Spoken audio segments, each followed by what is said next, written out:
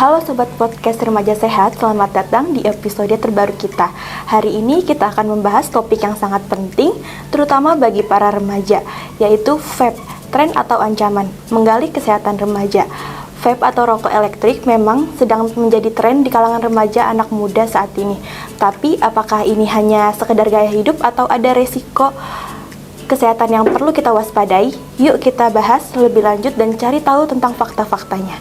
Nah, di sini saya sudah bersama Ibu Astrid Novita, SKM MKM selaku rektor dan dosen di Universitas Indonesia Maju. Halo Ibu, apa kabar? Alhamdulillah baik. Alhamdulillah. Terima kasih. Nah Ibu, berbicara tentang vape yang menjadi tren atau ancaman di kalangan remaja saat ini, mengapa vape menjadi tren di kalangan remaja saat ini, Bu?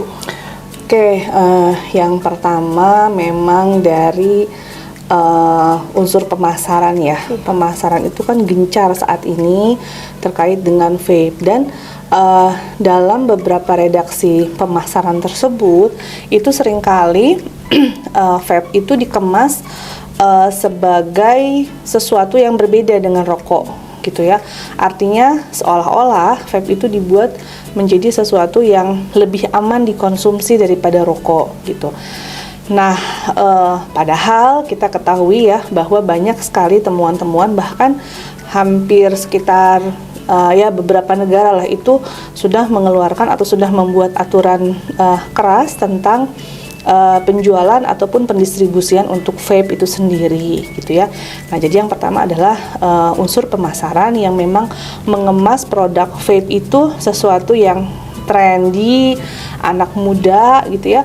Bahkan ada di salah satu media sosial ya yang iklan dari produk vape itu dalam satu reelsnya itu tidak menyinggung sama sekali tentang istilah rokok, tembakau atau apapun gitu. Jadi yang dipasang di situ lebih kepada gambar buah ya, kemudian warna-warni yang seger-seger gitu ya, yang membuat image seolah vape itu sesuatu hal yang nggak ada resiko kesehatannya gitu ya. Jadi yang satu pemasaran, yang kedua dari si remaja itu sendiri yang dimana sangat dipengaruhi oleh teman sebaya ya. Jadi selain dari pemasaran yang memang gencar dan juga membuat image itu trendy lah kalau pakai vape gitu ya. Nah, itu disambut oleh kelompok remajanya sendiri gitu ya, yang juga menginterpretasikan bahwa vape itu pengganti rokok loh gitu misalnya. Nah, padahal itu persepsi-persepsi yang salah yang selama ini ada di komunitas remaja itu sendiri, dan memang dibulatkan gitu loh, seolah-olah didukung oleh pemasaran yang memang juga mengiyahkan dengan hal tersebut. Kemudian yang ketiga adalah mudahnya aksesibilitas dari orang pengen beli vape di mana aja ada. Bahkan store vape aja dari Depok aja sekarang kan, di Depok ya, di wilayah Depok aja kan itu sudah banyak sekali kan yang ibaratnya dilegalkan gitu. Jadi memang itu yang ketiga. Dan yang keempatnya terkait dengan regulasi atau kebijakan yang memang belum ada di Indonesia sendiri tentang pengaturan, mulai dari produksinya, mulai dari pendistribusiannya gitu, sangat berbeda dengan negara-negara maju. Sebutlah Singapura ya, Australia, kemudian Thailand, kemudian Hong Kong ya, ataupun bahkan negara seperti Turki, Arab Saudi ya, itu sudah punya aturannya memang yang sangat keras. Contohnya Singapura ya, Singapura itu sama sekali tidak membolehkan mulai dari produksi sampai ke distribusi gitu ya.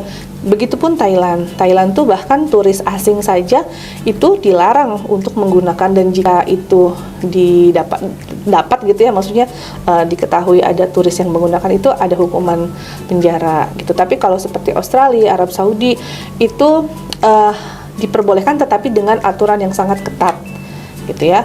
Nah, jadi di Indonesia sementara aturannya belum ada ya. Selalu bilang PP 109 tahun 2012 ya masih direvisi gitu, karena di situ di yang 2012 itu memang belum ada aturan tentang vape gitu. Nah, acuan-acuan tentang vape tersebut katanya sedang akan nanti dimunculkan dalam PP 109 versi revisinya gitu. Mungkin itu sih yang membuat sekarang vape itu semakin digandrungi anak-anak ya, khususnya remaja.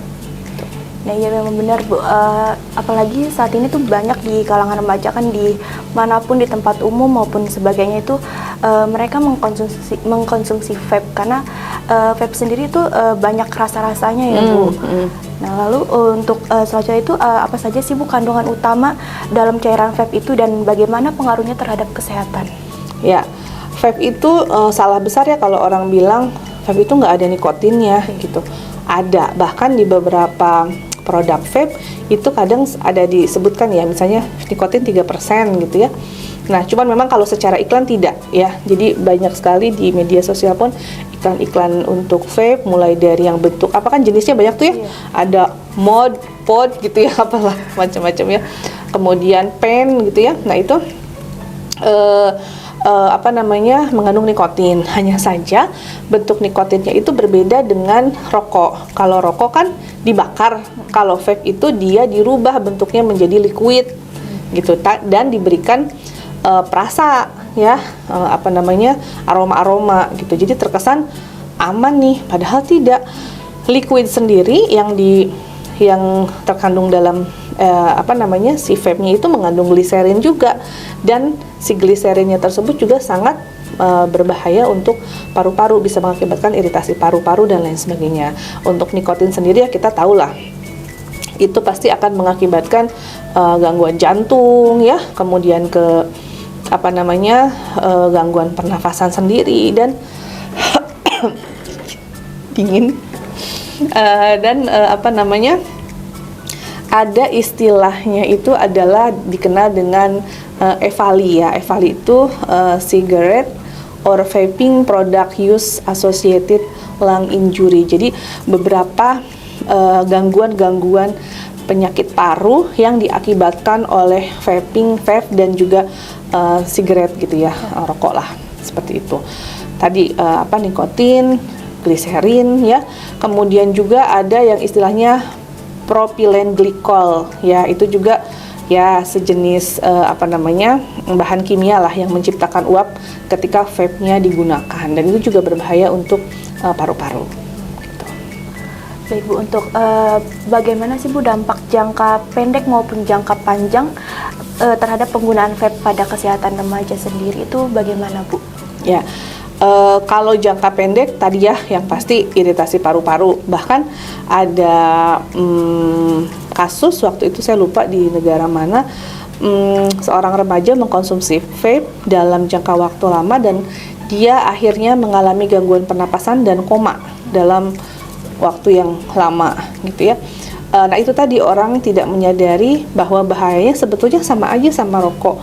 Hanya saja saat ini vape itu seolah-olah dinormalisasi, padahal harusnya kita nih sebagai kesehatan masyarakat khususnya ya, itu melakukan denormalisasi terhadap vape gitu ya.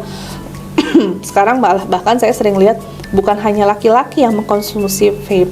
Tadi itu kenapa? Karena persepsinya keren-kerenan gitu ya, kalau pakai vape itu terkesan ya mungkin kaya lah atau apalah, ekonomi menengah ke atas lah gitu ya, dengan dia mengkonsumsi hal tersebut gitu. Nah sehingga itu di masyarakat akhirnya ngelihat orang nge-vape tuh bukan sesuatu yang dianggap sesuatu yang normal gitu, bukan denormalisasi lagi, tidak didenormalisasikan oleh masyarakat sendiri gitu ya. Nah itu secara jangka pendek, iritasi paru-paru, kemudian sakit jantung ya. Nah ada dampak jangka panjang yang sebetulnya mungkin sebagian besar orang sudah tahu ya, yaitu adanya korelasi antara penggunaan vape dengan mental health gitu ya. Dan belum lagi ketika itu dibiarkan terus akan mengakibatkan perubahan-perubahan perilaku ya. Jadi ada di sebuah artikel dalam jurnal menemukan bahwa orang-orang yang menggunakan vape itu rata-rata mengalami gangguan mental gitu ya. Bahkan hampir persentasenya 40% orang yang menggunakan vape itu mempunyai gangguan mental gitu ya. Bahkan hampir persentasenya 40% orang yang menggunakan vape itu mempunyai gangguan mental, baik dari stres, depresi, dan lain sebagainya gitu. Dan jika hal tersebut masih terus dibiarkan atau dia menggunakan vape dalam jangka waktu lama, itu bahkan bisa sampai mengakibatkan perubahan-perubahan perilaku ke arah yang negatif ya, seperti misalnya suicide ya, kemudian perilaku agresif dan lain sebagainya. Nah Bu, untuk perbedaan utama antara vape dan rokok konvensional itu apakah ada?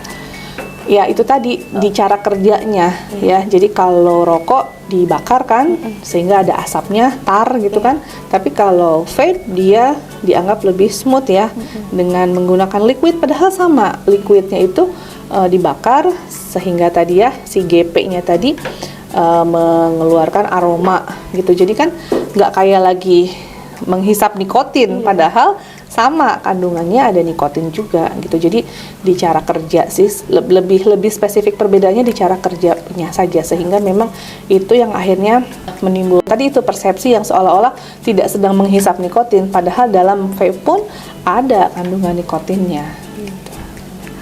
Bu, untuk mengapa remaja lebih rentan terhadap penggunaan vape dibandingkan kelompok usia lainnya? Oke, baik, ini sebetulnya bisa kita kaitkan dengan pertumbuhan neurologi ya, pertumbuhan sistem saraf yang ada pada remaja.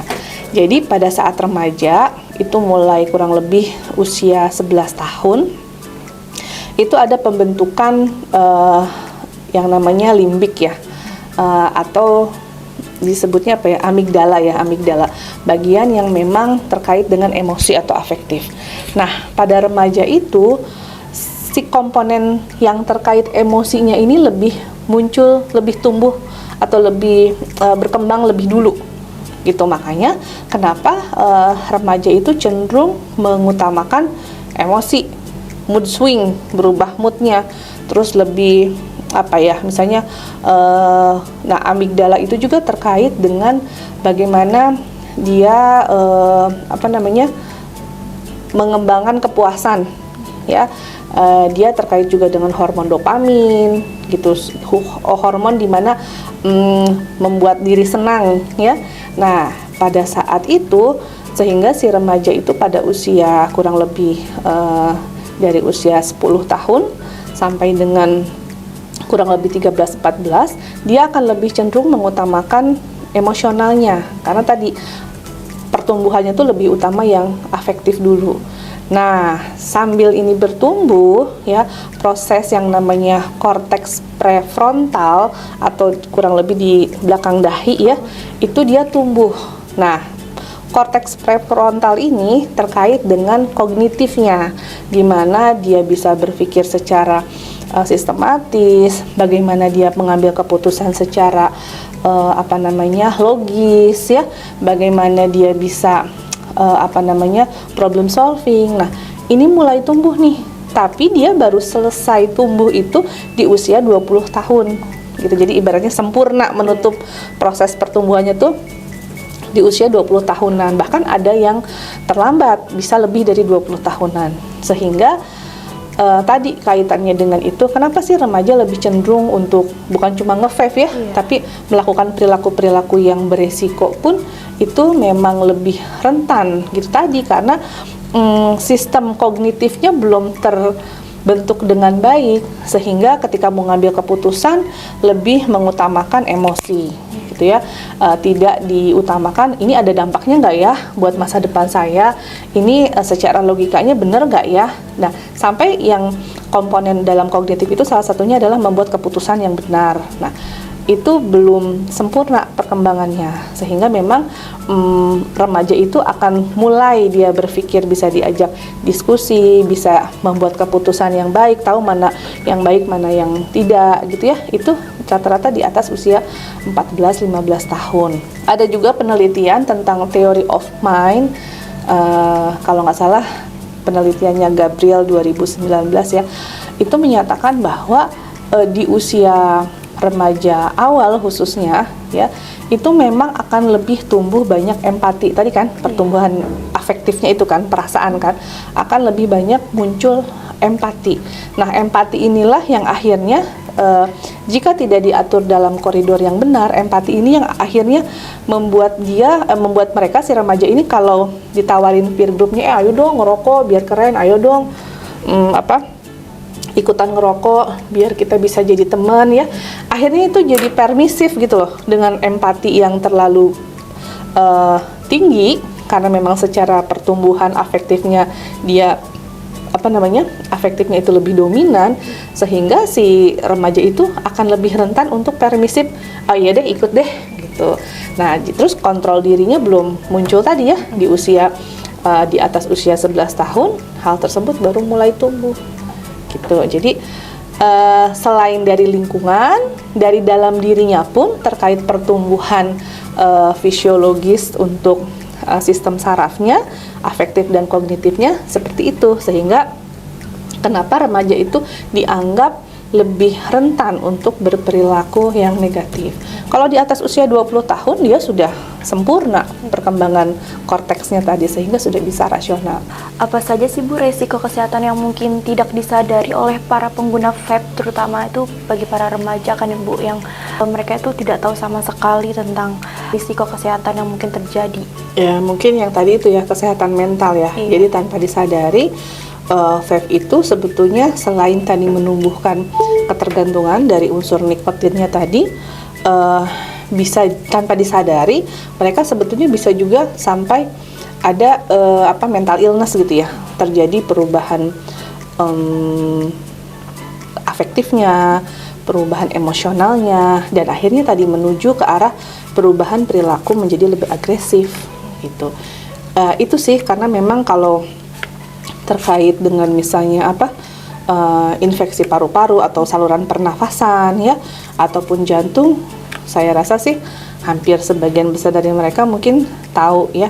Tapi yang mungkin belum banyak tahu itu khawatirnya di kemudian hari sesudah menggunakan dalam jangka waktu lama penggunaan vape tersebut, tanpa disadari terjadi perubahan-perubahan mental yang tidak disadari oleh si pengguna. Misalnya menjadi lebih agresif, lebih sering marah-marah, lebih sering putus asa, dan lain sebagainya gitu. Ditambah tadi ya, mungkin bisa jadi lingkungan keluarganya kurang kondusif, secara secara bonding atau kelekatan dengan orang tuanya kurang gitu. Maka akan menjadi pemicu lah itu ya, hal-hal tersebut ke arah yang tadi mental illness tadi. Nah Bu, untuk bagaimana sih Bu peran orang tua ini dan sekolah dalam mencegah penggunaan vape di kalangan remaja? Ya, sebetulnya semuanya itu diawali dari rumah ya. Iya. Kalau di rumahnya si anak tersebut, khususnya anak-anak remaja, dia mendapatkan atau tangki kasih sayangnya terpenuhi, itu sebetulnya resiko untuk dia bisa berperilaku negatif itu menjadi lebih kecil ya. Jadi semuanya diawali dari rumah ya. Jadi memang kebetulan salah penelitian disertasi saya itu tentang pencegahan merokok tapi pada kelompok remaja awal. Kenapa saya ambil remaja awal? Karena kalau kita sudah bisa treatment atau sudah bisa menghandle ya, mengelola pada remaja awal, itu resiko untuk dia melakukan tindakan-tindakan negatif gitu ya, atau perilaku-perilaku negatif itu bisa menjadi lebih kecil gitu ya kemungkinannya. Nah, jadi yang pertama adalah harus ada bonding atau kelekatan yang baik antara orang tua dengan si anak, dan itu lakukan sedini mungkin ya. Kalau ada, kan tadi kita sudah bahas juga ya, bahwa memang pertumbuhan di remaja awal itu kan lebih banyak ke arah afektifnya, emosinya. Nah, penuhilah itu. Jadi ketika kebutuhan afektifnya atau kebutuhan emosionalnya terpenuhi ya, kan artinya dia tidak akan resiko dia untuk melakukan atau melakukan sesuatu yang beresiko dengan pikiran mau coba penasaran dia akan lebih banyak mempertimbangkan, walaupun pertumbuhan kognitifnya mungkin tadi belum sempurna gitu ya. Nah, jadi yang pertama bonding dengan orang tua. Orang tua harus misalnya dalam satu hari itu luangkan lah ya. Walaupun tidak lama, tapi yang penting mungkin secara kuantitas tidak terlalu lama, tapi secara kualitas misalnya ngobrol ya, jangan coba nanyain ujiannya bisa nggak gitu ya, atau apa sekolahnya belajar apa aja gitu ya, tapi mungkin bisa tanya kamu happy nggak hari ini, atau ada kejadian apa yang bikin kamu happy hari ini gitu ya. Jadi seperti itu, karena memang remaja itu mood swing ya. Karena tadi kan dipengaruhi afektifnya lebih dominan pada saat itu, makanya remaja awal, remaja madya itu masih dalam proses transisi untuk perbaikan emosionalnya. Yang kedua, memang harus diberikan edukasi ya, sehingga sedini mungkin juga anak-anak tahu bahwa vape itu sesuatu yang memang, jadi udah kita kasih tahu nih sebelum mereka terpapar dengan iklan, media sosial, teman sebaya, mereka udah punya sudah mengetahui lebih dulu dari kita gitu. Vape itu nggak bagus. Kenapa nggak bagusnya? Nah, itu harus dijelaskan secara rasional yang bisa mereka pahami ya, bisa dengan analogi ya, misalnya supaya jangan pakai bahasa-bahasa mengandung nikotin, gliserin gitu ya. Mungkin mereka nggak terlalu banyak paham, tapi lakukanlah atau berikanlah edukasi dengan bahasa-bahasa yang versi mereka lah yang bisa dipahami. Jadi yang ketiga ya, memang harus diterapkan aturan main ya, karena di usia remaja ini sudah bisa dilakukan kontrol, atau sudah bisa kita ajak untuk ini yang benar, ini yang salah gitu ya. Jadi 3 poin ini aja dulu yang harus dilakukan orang tua. Isi tangki cintanya, perbanyak bonding ya. Bonding itu kan bukan harus selalu pelukan atau apa, tapi punya waktu bareng, ngobrol ya. Kemudian jadi orang yang bisa dipercaya untuk anak ya. Kemudian juga ketika masa-masa sulit misalnya yang sedang down atau apa ya, peran orang tua di situ memang harus ambil peranan sangat banyak ya, supaya tadi mereka tumbuh trust ya. Jadi bonding, kemudian juga berikan edukasi, dan buat aturan-aturan yang memang bisa menjadi barrier. Konsekuensinya juga harus dijelaskan. Kalau kamu melakukan ini ya konsekuensinya begini gitu. Jadi ketika mereka mau coba-coba ataupun diajak temennya dan lain sebagainya, mereka akan berpikir, oh iya kemarin kan udah dikasih tahu, berarti kalau saya tetap melakukan ada konsekuensinya gitu. Minimal seperti itu.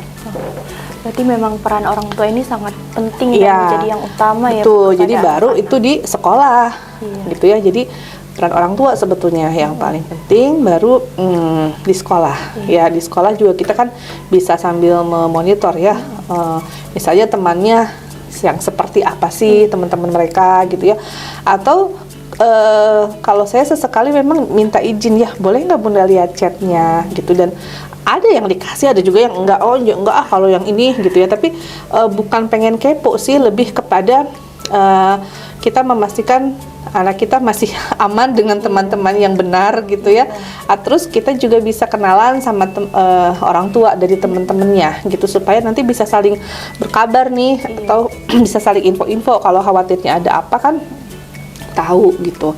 Nah, nanti makanya kan suka ada komite sekolah dan lain sebagainya ya. Nah, itu kita bisa menjadi wahana untuk memantau lah anak-anak kita seperti itu. Oke, Bu. Lalu Bu, untuk bagaimana sih Bu langkah-langkah yang bisa diambil oleh pemerintah dan masyarakat untuk menekan penggunaan vape di kalangan remaja ini? Oke, yang pertama ya tadi ya, tentukan regulasinya. Karena kalau regulasinya belum ada, ya kita memberikan edukasi atau upaya-upaya lain ya akan menjadi bukan mubazir sih ya, cuman akan terlalu besar gitu loh effortnya ya. Tapi kita harus mendorong pemerintah buat dulu regulasi dan kebijakannya yang kayak tadi misalnya di beberapa negara sudah diterapkan. Ya minimal mungkin diaturlah bagaimana pendistribusiannya, adalah batasan-batasan usia berapa pakai vape. Kan sekarang kalau saya lihat masih banyak sekali anak-anak mungkin yang di bawah kamu ya, udah nge-vape, dan sayangnya lagi kadang suka sayang perempuan gitu ya. Jadi dan dia dengan seolah-olah dengan bangganya melakukan itu gitu ya. yang kadang saya suka lihat, aduh kasihan nih, apa nggak dikasih tahu orang tuanya atau bagaimana gitu, karena kalau laki-laki mungkin bukan wajar ya, tapi rasanya masih ada toleransinya. Tapi kalau perempuan lebih gitu ya, karena anak saya perempuan ya. Nah kemudian dorong pemerintah untuk membuat aturan yang dan regulasi yang jelas ya dan tegas terkait dengan produksi, kemudian juga pendistribusian dari vape tersebut. Kemudian tadi ya baru deh kita ajak misalnya komunitas-komunitas seperti ada tuh ya NOTC ya. Saya lupa NOTC itu apa, yang ada di Bogor ya, itu saya juga kenal dengan ownernya. Itu dia komunitas yang memang mengajak orang, mengedukasi orang, dan juga melakukan advokasi ke institusi-institusi untuk bebas rokok gitu ya. Jadi gimana caranya misalnya masuk ke sekolah dan lain sebagainya, tapi bukan dari government, tapi dari LSM lah gitu ya. Nah, jadi kita bisa ajak komunitas-komunitas yang peduli untuk bebas rokok ataupun bebas tembakau lah gitu ya, dan juga bebas vape. Kita juga bisa mulai membangun edukasi tersebut dari mulai ranah keluarga gitu ya. Mungkin 3 faktor itu dikuatkan, yang lainnya bisa lah, karena kalau misalnya si pemerintah membuat regulasi untuk produksi, untuk pendistribusian, nah di dalamnya ada juga harus diatur tentang pemasarannya ya, gimana supaya seolah-olah jangan cuma menggambarkan sesuatu yang indah ya. Nah ada nih di IG ya, nih kalau mau lihat ya, ini contoh dari penjual atau produsen untuk vape. Lihat yang dijualnya seperti ini, semangka, buah-buahan, tapi kan seolah-olah memang vape itu sesuatu yang menyegarkan, seolah-olah sehat karena ada di sini ada buah-buahan yang segar-segar gitu ya, padahal kan tidak seperti itu. Nah, ini salah satu strategi produsen penjual vape ya, untuk bisa menarik perhatian bahwa, dan juga menumbuhkan persepsi bahwa vape itu sesuatu hal yang memang layak dikonsumsi. Terakhir, apakah penggunaan vape merupakan tren sementara atau akan terus meningkat di masa depan? Kalau tidak ada perubahan yang tadi saya sebutkan ya, perubahan regulasi, kemudian akademisi dengan LSM ya, atau dengan instansi-instansi terkait untuk bekerja sama supaya masyarakat bisa lebih sadar dan mengetahui apa itu vape, karena rasanya sepertinya belum banyak juga ya. Kalau mungkin di antara usia-usia kalian ya mungkin itu sudah sesuatu hal yang sangat sering didengar, tapi kalau di kalangan yang lain ya, misalnya orang tua yang baby boomers lah ya, yang kurang dari yang kelahirannya itu sebelum 80 ya, tahun 80-an, itu kan mungkin belum tentu tahu apa itu vape, apa bahayanya dan lain sebagainya gitu. Misalnya ngelihat anaknya nge-vape seolah-olah bukan kayak ngeliat anaknya lagi menghisap nikotin gitu kan. Nah itu mungkin yang juga harus disampaikan, sehingga kalau hal itu tidak terjadi ya akan terus menjadi tren, dan bahkan mungkin akan lebih tinggi lagi penggunaannya. Saat ini aja Indonesia itu negara ketiga di dunia dengan perokok terbesar gitu. Nah ditambah dengan vape yang nggak ada regulasinya di negara ini, jadi ya lihat aja, bisa jadi mungkin kedua apa ke satu kalau memang tidak pernah ada aturan dan regulasi yang jelas tentang vape ini gitu ya. Jadi mungkin bisa belajar meniru negara-negara yang sudah berhasil membuat kebijakan tentang vape ini ya. Tadi misalnya Singapura, Thailand, Australia, bahkan Meksiko pun sudah, Turki pun sudah ya, India pun sudah gitu. Nah Indonesia padahal dengan jumlah perokok tertinggi ketiga di dunia nggak punya aturannya gitu. Nah Bu, Ibu boleh sampaikan pesan kepada teman-teman remaja mungkin terkait vape ini? Oke, para remaja yang sehat, produktif, dan juga harapan bangsa. Mari kita jaga tubuh kita, ya, kesehatan kalian, supaya apapun yang menjadi cita-cita kalian bisa tercapai, bisa berguna dan bermanfaat untuk orang banyak. Kalian juga bisa sukses dengan cara yang baik dan benar, dan pastinya bisa mempunyai harapan hidup yang panjang. Salah satunya tidak merokok, tidak vape. Oke? Wah, teman-teman, tidak terasa nih kita sudah ada di penghujung podcast pada hari ini. Terima kasih kepada Ibu Astrid yang telah memberikan wawasan serta informasi mengenai vape, dan juga terima kasih kepada teman-teman yang sudah mendengarkan episode kita hari ini tentang vape dan dampaknya pada kesehatan remaja.